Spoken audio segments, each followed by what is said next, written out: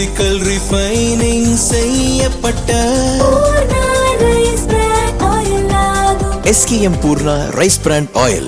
திமுக தலைவர் ஸ்டாலின் முன்னிலையில் மாற்றுக் கட்சியினர் பலர் இன்று திமுகவில் இணைந்தனர். இந்த நிகழ்ச்சியில் பேசிய ஸ்டாலின், தாவேக ஆட்சிக்கு வந்த பின் தமிழகத்தில் எங்கும் சட்டம் ஒழுங்கு, மின்வெட்டு உள்ளிட்ட பிரச்சனைகள் உள்ளது. தமிழகத்தில் எந்த நேரத்திலும் தேர்தல் வரலாம் என்றார். ஆட்சி மாற்றம் நடந்திருக்கு. இந்த ஆட்சி மாற்றம் நடந்து ஒரு மாசத்திலேயே தமிழ்நாடு இன்றைக்கு அதல பாதாளத்துக்கு போகக்கூடிய ஒரு சூழ்நிலை ஏற்பட்டிருக்கு.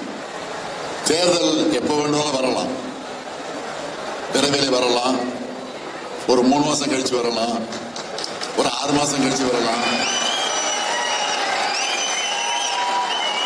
ஏன்னா ஆட்சி என்பது மெஜாரிட்டியோட வெற்றி பெறலவங்க நல்லா தெரியும் உங்களுக்கு. மெஜாரிட்டியோட இல்ல, மெஜாரிட்டி 230 தொகுதிக்கு பாதியில் என்ன 118 வரணும். இப்ப எவ்வளவு ஜெயிச்சா 108 தான்.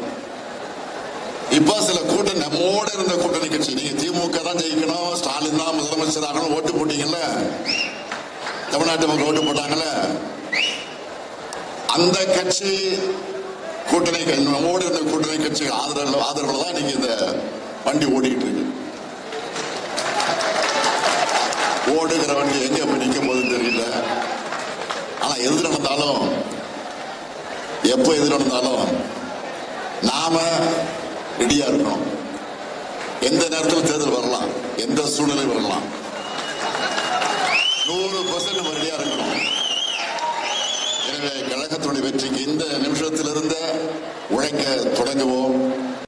இதற்கு தாவேக ஐடி விங் பதிலடி கொடுத்து அறிக்கை வெளியிட்டுள்ளது. அந்த அறிக்கையில் கூறியிருப்பதாவது: சட்டம் ஒழுங்கு டிஜிபியை நியமிக்காமல் தமிழகத்தின் சட்டம் ஒழுங்கையை சந்தி சிரிக்க வைத்தவரும் இன்றைய நிலைக்கு ஆழமாக விதை போட்டவரும் ஸ்டாலின் சார்தான். எல்லாவற்றையும் மறந்துவிட்டு இன்று ஏதோ தன்னால் தமிழகம் பாழ்படவே இல்லை என்பது போல் பேசி தனது நகைச்சுவை திறனை காட்டுகிறார். எப்போது வேண்டுமானாலும் தேர்தல் வரலாம், 3 வருடத்தில் வரலாம், 6 மாதத்தில் கூட வரலாம் என பொறாமையும் விரக்தியும் பொங்க பேசுகிறார். மக்கள் எல்லாவற்றையும் பார்த்து கொண்டிருப்பதை மறந்துவிட்டு வாய்க்கு வந்ததை பேசி மக்கள் தீர்ப்பை அவமதிப்பு செய்கிறார். ஆட்சி அதிகாரத்தை இழந்த விரக்தியில் விம்முகிறார், வெடிக்கிறார், துடிக்கிறார்.